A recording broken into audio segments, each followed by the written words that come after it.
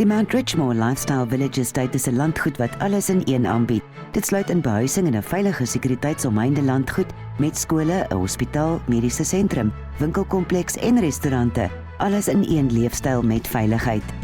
Dis 'n moderne landgoed wat passievol is oor sy ontwerpe en styl om aan elke behoefte te voorsien. Moderne argitektuur word ingespan om aan elke individu se styl te voldoen.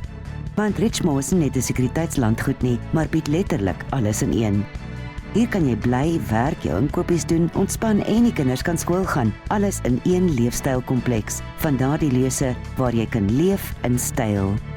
Die ligging is ook perfek, slegs 3 km van Ballito af van die Saltrak omgewing.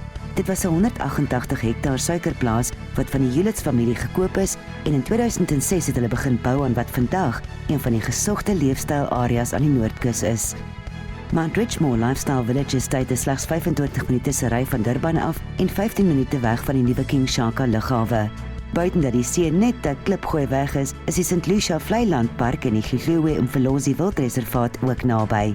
Mount Richmore landgoed bied aan enige ontwikkelaar, belegger, gesinsman die geleentheid om te belê in een van die mees gesogte landgoede wat geleë is in die Noordkusgebied.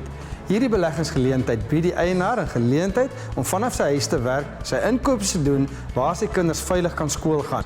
Die argitektuur van Mount Richmore word as organies kontemporêr beskryf. Organies omdat dit elemente bevat wat natuurlik pas en bymekaar vloei, en kontemporêr omdat dit aansluit by die leefstyl van die 21ste eeu. Die binne- en buiteruimtes vloei saam asof een.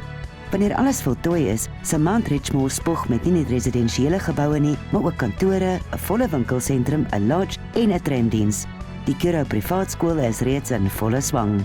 Die Mount Richmore Lifestyle Village Estate, besoek gerus hulle webwerf vir verdere inligting.